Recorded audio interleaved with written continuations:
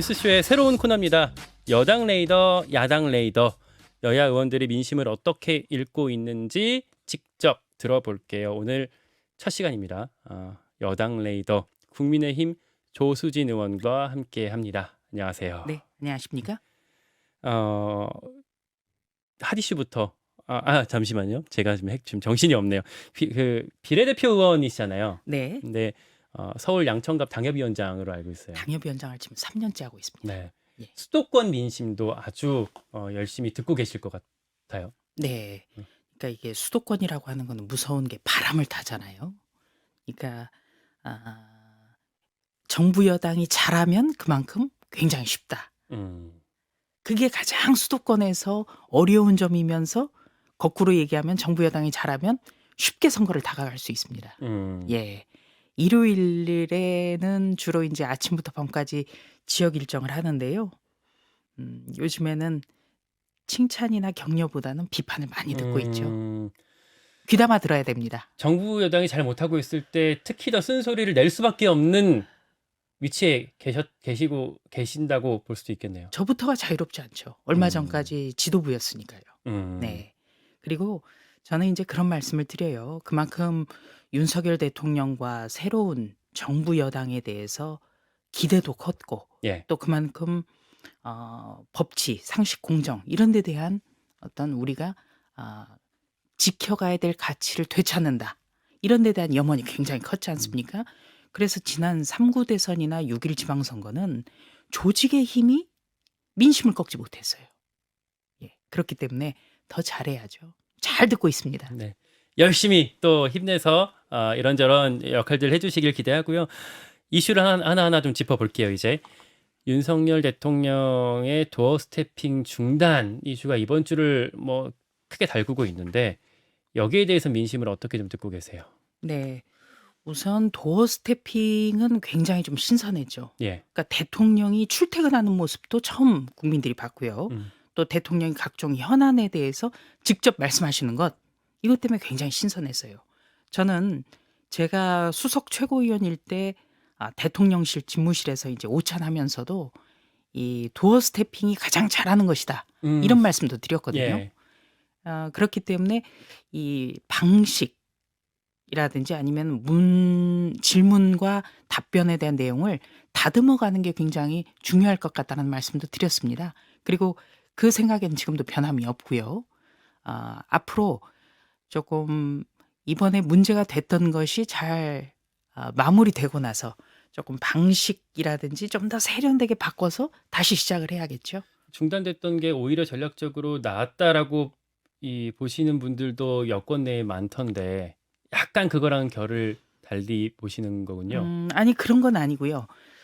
이번에 어찌 됐든 간에 MBC 사태는 대통령 홍보수석실에서 접근을 대단히 잘못했습니다만 예. 그런 식으로 기자가 그런 식으로 좀 우리가 좀 최소한 갖춰야 될 게 있거든요.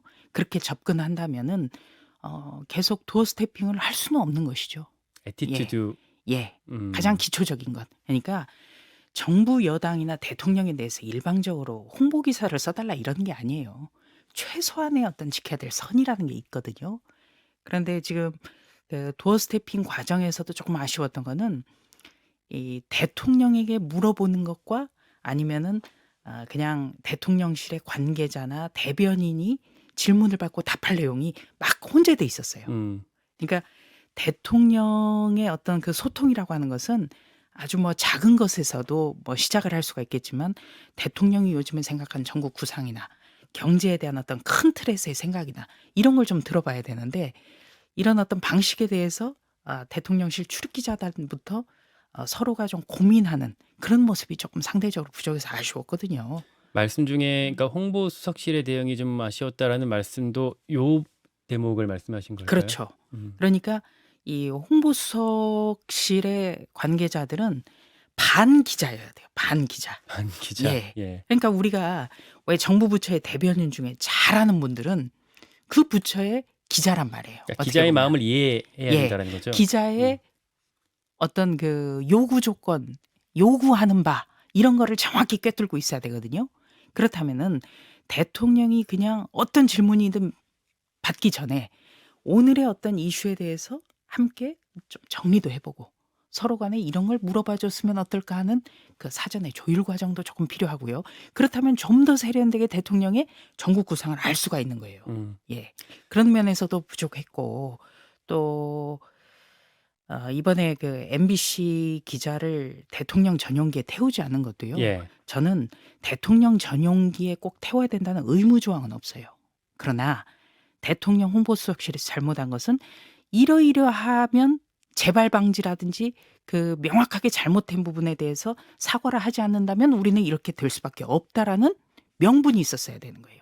그런데 그런 절차가 다 생략되면서 모든 어떤 부담이 대통령 본인에게 모두가 옮겨가는 그런 건 정말 잘못한 거죠, 참모들이. 이 결정이 탑다운 방식으로 홍보수석실 윗선에서 내려왔다고 하더라도 그런 정도의 그 전략들을 갖춰놨어야 한다. 우리가 전략이 없는 것이죠. 그런 부분에 대해서.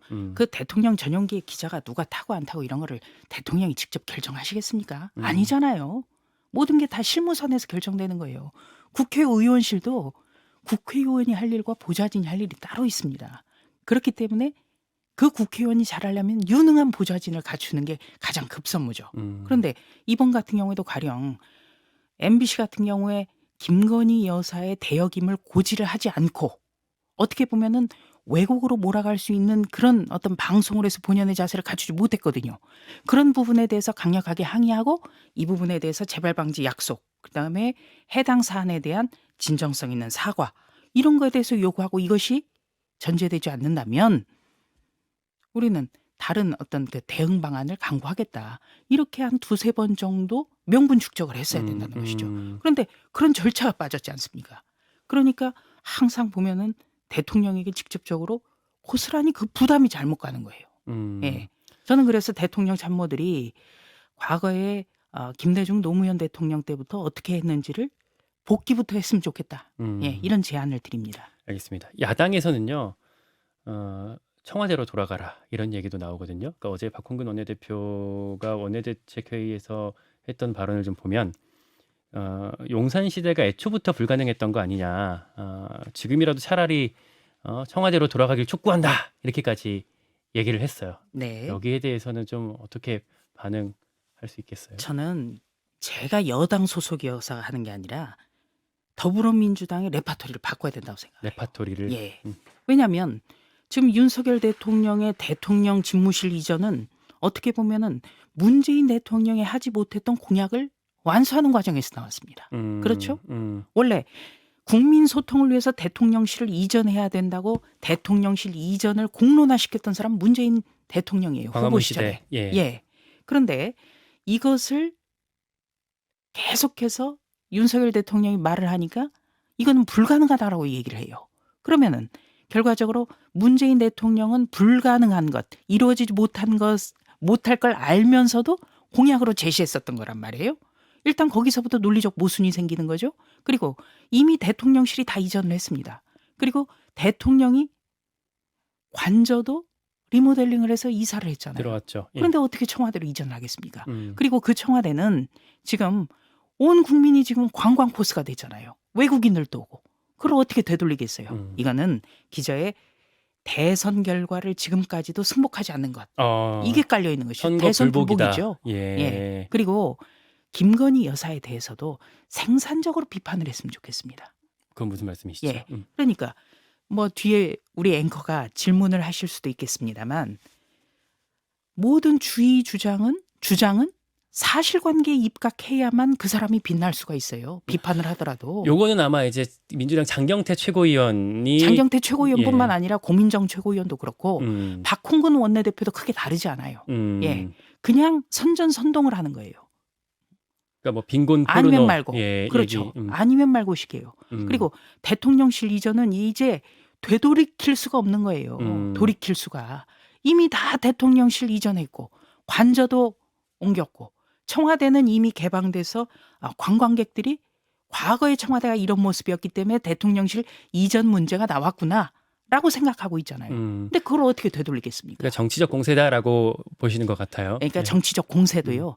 가능한 것에 대해서 공세를 해야 타당성이 있는 겁니다. 이건 불가능한 것이죠. 말씀 주신 김에 그 장경태 최고위원에 관련해서 어제 대통령실이 아예 형사 고발을 하겠다라고 밝혔거든요. 네. 그러니까 보니까 이 정권 출범 이후에 특정인을 고발한 건 이게 처음이고, 특히 또 야당 의원 그 중에서도 지도부 인사를 이렇게 그 대통령실에서 고발하는 건 아주 이례적인 일인데, 조명 그 김건희 여사가 그 캄보디아에서 봉사활동했을 때 조명을 썼던 게 아니냐라고 장경태 최고위원이 문제 제기, 의혹 제기를 한 거에 대해서 뭐 무리한 허위 사실이다라고 보고 있는 것 같아요. 그러니까 저도 야당을 해봤지 않습니까? 예. 아주 엄혹한 상황에서 저는 야당을 했잖아요. 숫자로 어떤 것도 할 수 없는 그런 야당임에도 있었음에도 그 야당의 공세라는 것도 사실관계에 입각해야만 타당성이 있다는 거예요. 그런데 장경태 최고위원 같은 경우는 최고위원이에요. 지도부예요. 그런데 계속해서 아니면 말고가 이어가지 않습니까? 반성과 사과도 하지 않아요. 어떻게 보면은 더 저질 공방으로 가고 있는 거예요. 저질 공방. 예. 그러니까 김건희 여사에 대해서도 처음에 어떤 공세를 했으면 거기에 대해서 잘못되면 사과를 해야 되는데 여기에 대해서 나는 사과 안 한다 이러면서 오히려 더 허무맹랑한 주장을 하는 거예요. 그렇기 때문에 이런 일까지 벌어진다. 그렇다면 대통령실도 아마 고민을 했을 겁니다. 대통령실이 직접 나서서 야당 최고위원, 야당 의원을 직접 형사 고발하고 고소하고 이런 게 과연 괜찮을까? 당연히 고민하지 않겠습니까? 그런데 그거 외에는 뭔가 제동을 걸고 다시 한번 생각할 수 있는 기회를 본인 스스로가 생각지 않을 거다. 이런 판단이 있었을 거예요. 대통령실의 그 판단은 옳았다고 보십니까? 저는 장경태 최고위원의 지금 보여주는 태도를 본다면 그거는 피할 수가 없다고 봅니다. 피할 수가 네. 없다. 이렇게 하지 않으면 계속 이렇게 하지 나올 않으면 것이다. 계속 그럴 거 아니에요. 이거는 사실과 전혀 관계없는 허무맹랑한 얘기를 계속해요. 이런 거를 그냥 둘 수는 없지 않습니까? 그리고 이것은 야당에도 물론이고 국익에 전혀 도움이 되지 않기 때문에 심각한 겁니다. 대통령과 대통령 부인은 우리 국민뿐만 아니라 외신에서도 다루지 않습니까? 그렇다면 외국 언론에서 야당의 지도부기 때문에 더 눈여겨보지 않겠어요? 그런데 아무 말이나 한단 말이죠. 심각한 일입니다. 그러니까 오늘 이 인터뷰에 민주당 쪽 인터뷰가 없기 때문에 제가 이 얘기가 좀 나올 것 같기도 해서 어제 장경태 최고위원이랑 통화를 저녁에 해봤어요. 그 어떤 입장을 좀 설명해 달라고 이런 얘기를 하더라고요. 뭐 전해드리겠습니다. 네. 국민의힘의 이런 그 주장, 대통령실의 고발은 꼬투리 잡기 하는 거다. 그러니까 장경태 최고위원이 이런 글을 썼던 게 지금 문제가 된 건데, 외신과 사진 전문가들은 뭐 블라블라 조명까지 설치해서 사실상 현장 스튜디오를 차려놓고 찍은 걸 분석합니다라고 글을 썼었는데, 여기에 주어 두 개랑 서술어 하나를 같이 묶어서 쓰다 보니까 좀 오해를 부른 것 같다라고 장경태 최고위원은 설명을 하고 있더라고요. 그런 태도가 잘못된 거예요. 잘못했으면은 깨끗이 사과하면 돼요. 누구나 실수는 할 수가 있는 겁니다. 그런데 장경태 최고위원은 이런 거예요. 대통령실에서 허위다. 이러면서 그 언론에서도 외신 보도가 뭐냐 대체. 그랬더니 장경태 최고위원이 찾는 대로 공개하겠다고 얼버무렸어요. 그리고 이 장경태 최고위원이 근거로 제시한 것은 국내 온라인 커뮤니티에 게시된 글이에요. 그럼 앞뒤가 전혀 맞지 않죠. 그리고 장경태 최고위원은 이른바 청년이라고 분류되는 분이잖아요. 그렇죠. 예. 그렇다면 뭔가 더 신선하고 새로워야 되는 거 아니겠습니까? 그런데 오히려 이 여의도 정치에서 반드시 사라져야 될 구태, 이것을 그대로 답습하고 있는 게 문제죠. 저는 더불어민주당 의원들 개인적으로 많이 만나는데요. 굉장히 고민들을 합니다. 예, 장경태 최고위원, 고민정 최고위원, 김의겸 대변인 다들 왜 그러는지 모르겠다고 그래요. 그게 과연 더불어민주당에 도움이 되느냐. 그런 얘기로 귀결이 되는데 지금이라도 잘못된 것에 대해서는 사과하면 됩니다. 알겠습니다. 이거 추가로 이제 또 민주당 얘기를 들어보도록 하고요. 오늘은 없지만 조수진 의원님 같은 경우는 이렇게 민주당 의원들이랑도 많은 교분을 또 갖고 계신 걸로 제가 알고 있고, 뿐만 아니라 국민의힘 안에서도 어떤 당내 여러 의견 그룹들 사이에서 좀 여론을 주도하고 있다, 이렇게 좀 알고 있거든요. 글쎄 주도라기보다요. 어떤 현안에 대해서 용기 있게 목소리를 내는 것이죠. 예. 그리고 정치라는 거는 대화와 타협이고 또 어떤 현안이 발생했을 때 저한테 많은 분이 물어보세요. 그러면 제가 느끼고 있는 생각 같은 거를 얘기를 드리면 거기에 대해서 또 동의해 주는 분도 많고 저는 그게 정치라고 생각을 합니다. 예. 그렇게 두루 소통하고 계신다는 걸 알기 때문에 당내 얘기도 좀 같이 예. 나눠 볼게요. 그 국정조사, 이태원 헬로윈 참사 국정조사에 관한 논의가 여야에서 좀 굴러가고 있는데 얼마 전까지만 해도 국민의힘에 좀 경찰 조사를 지켜보고 경찰 수사 결과가 나온 다음에 그걸 판단하자라는 결론들이 있었는데 최근에 좀 살짝 기류가 변하는 듯한 모습들이 보이거든요. 실제로 어떻습니까? 우선은 시기의 문제죠. 그러니까 음, 우리가 지난주 초까지 해서 예결위 현안 질의까지 모두 마쳤어요. 음, 그러니까 예결위 현안 질의 각 상임위에서 국정감사가 진행될 때 국정조사에 대해서는 이거 끝나고 나서 검토할 문제라고 해야 되지 않겠습니까? 모든 사안은 때가 맞아야 되거든요. 그런데 지금은 이제 예결위의 현안 질의, 이제 예산안 통과만 남은 시점이에요. 그리고 이 경찰 수사도 당시에는 진행 중인 과정이었잖아요. 네, 지금은 어느 정도 지금 마무리돼 가고 있지 않습니까? 그렇대요. 무리유가 간다고 아니 하던가요? 일단 시기상 예, 음, 더 계속 그냥 진행 중이라고 할 수만은 없잖아요. 지금 안타까운 일이 벌어진 지가 지금 한 달이 되어가고 있지 않습니까? 그러니까 시기적으로라도 여기에 대해서 어느 정도 수사가 어느 정도는 일단락 돼야 되는 시점이 됐고 그리고 예산안 심사도 이제는 통과만 남겨둔 그런 사안이고 네, 이렇기 때문에 이제 그렇다면은 야당이 주장하는 것을 어떻게 대응하고 검토할 것인가 본격적인 어떤 시기가 온 것이죠. 그런가? 저는 한 이틀 전, 사흘 전까지만 해도 좀 강경한 입장들을 많이 들었던 것 같아서 네. 그 짧은 시간 동안에 이게 가는 게 좀 의아한 마음이 들거든요.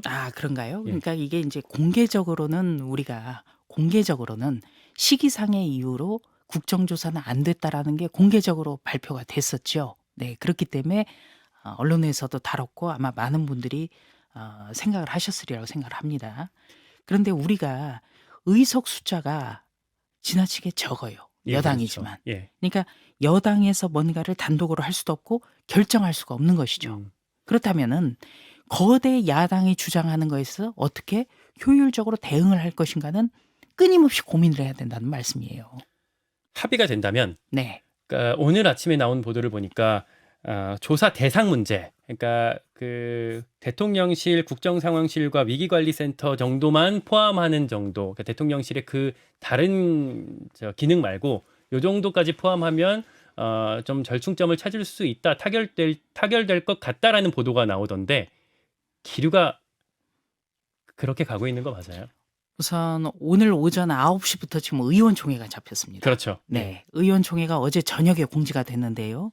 의원총회의 안건 자체가 국정조사 요구 등 현안 논의예요. 그러니까 국정조사라는 단어를 못 박았다는 것 자체가 좀 의미가 있는 것이죠. 그거 자체로.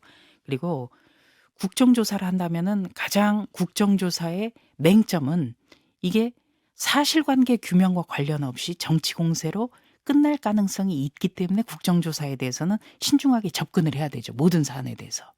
그렇다면은 국정조사에서 바로 이런 것, 정치 공세로 흐르지 않기 위해서는 기간을 최대한 줄여야겠죠.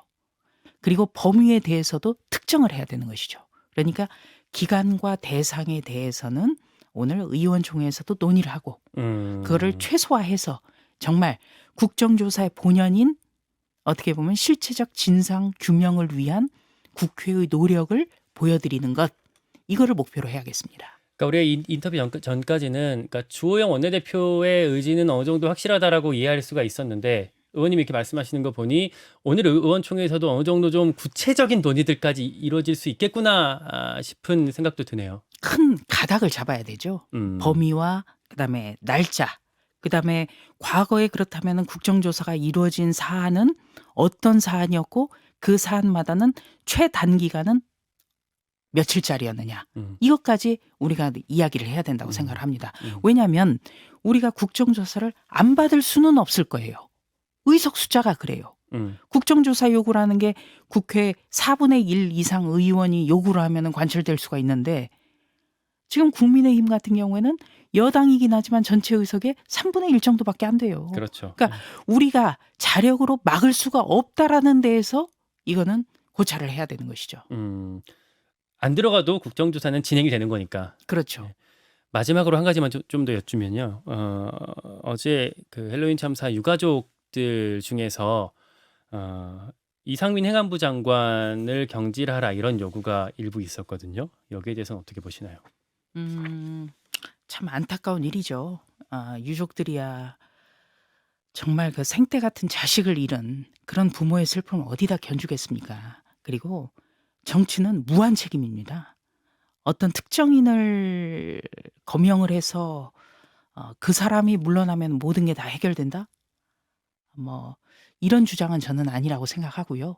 하여튼 그 지금 경찰 수사 어느 정도 지금 속도가 나고 있는지는 저희가 알 수는 없지만 명확하게 사안이 어느 정도 가려지고 나서 책임질 사람은 책임져야 된다. 이렇게 봅니다. 근데 우리가 이제 뭐 관행적으로 혹은 전략적으로 정치 도의상 어떤 그 국정의 어느 정도 선의 책임자가 물러나면 그 어떤 국면을 좀 전환할 수 있는 계기가 되기도 하고 네. 마음을 좀 달래줄 수 있는 계기가 되기도 해서 중간에 어떤 책임자들이 물러나거나 이런 일들이 있었던 거잖아요. 네. 그러니까 누구는 물러나면 안 된다라는 주장은 우리가 아무도 하지 않나요. 그 선, 그거를 어느 정도 재단할 것인가. 그리고 이태원 참사뿐만 아니라 종합적으로 고려해야 될 게 지금 대통령 취임한 지 이제 1년 차 마무리입니다. 마무리고 연말이에요.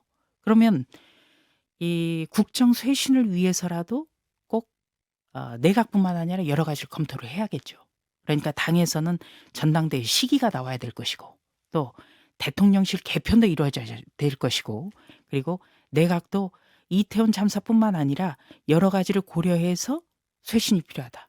그러니까 제가 7월 31일 날 최고위원 물러나면서도 말씀드렸던 당정대의 혁신과 쇄신 이거를 연말에 다시 한번 보여드려야 된다. 이렇게 생각을 합니다. 바쁘시겠습니다. 네. 네, 충실히 또 해주시고요. 두루 돌아가는 민심들도 계속 살펴주시길 기대하겠습니다. 여기까지 듣겠습니다. 국민의힘 조수진 의원이었습니다. 고맙습니다. 네. 김현정의 뉴스쇼는 시청자 여러분의 참여를 기다립니다. 구독과 좋아요, 댓글 잊지 않으셨죠? 알림 설정을 해두시면 평일 아침 7시 20분 실시간 라이브도 참여하실 수 있습니다.